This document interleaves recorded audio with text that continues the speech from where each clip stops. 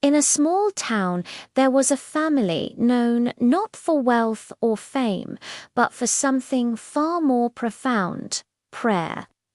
The Matthews family lived by a quiet, unshakable faith that shaped the very rhythm of their lives.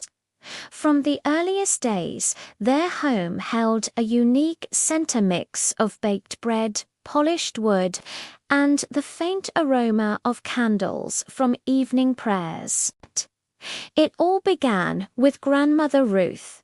She was a woman small in stature but immense in spirit. Having survived wars, hunger, and profound loss, she carried a light that simply refused to dim.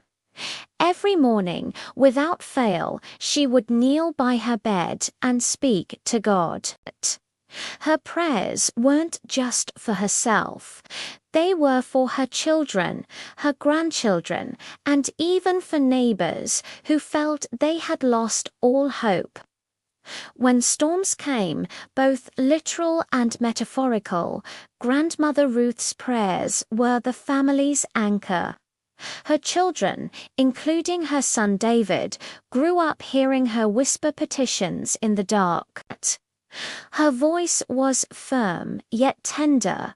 Lord, keep our hearts steady, protect our home, guide our children. Sometimes they'd peek in from the doorway, their young eyes wide, feeling a warmth they couldn't quite explain.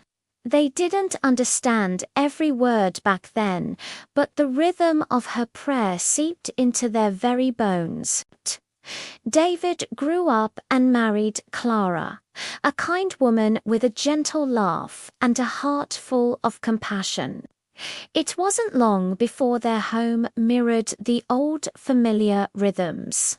Meals began with a prayer, evenings ended with a prayer, and when life grew heavy, prayer became their first response, not a last resort.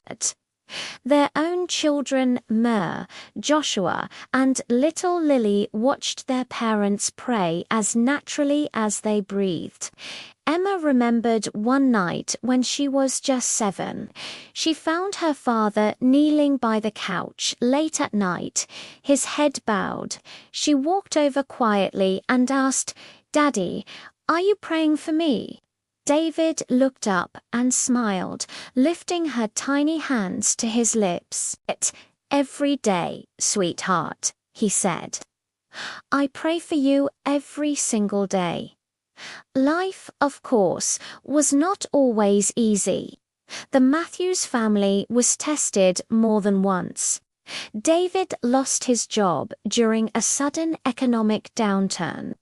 Clara battled a long, mysterious illness that left doctors puzzled.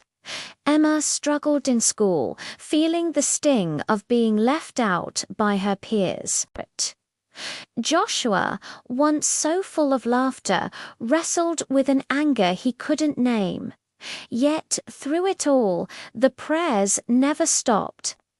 On stormy nights, they would gather in the living room, holding hands, their voices blending in honest petitions to God.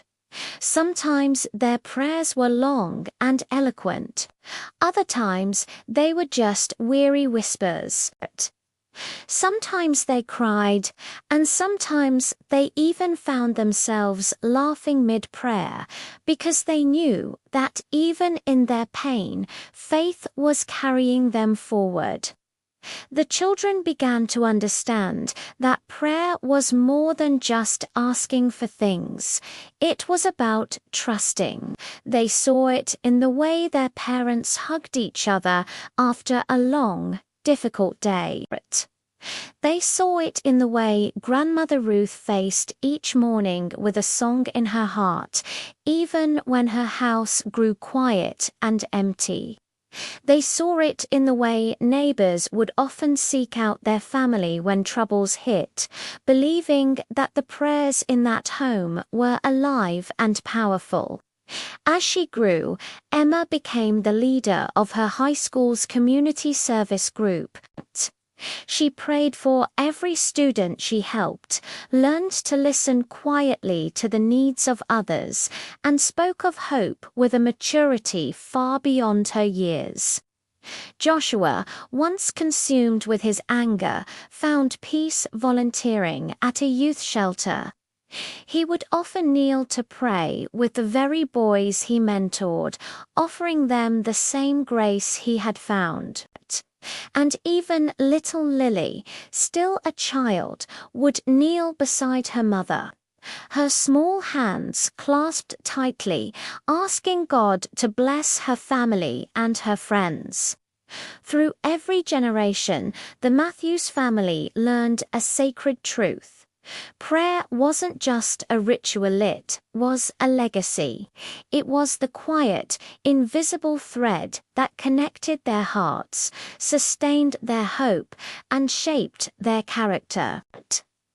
The family came to realize that their true strengths wasn't in their bank accounts, their social status, or their talents.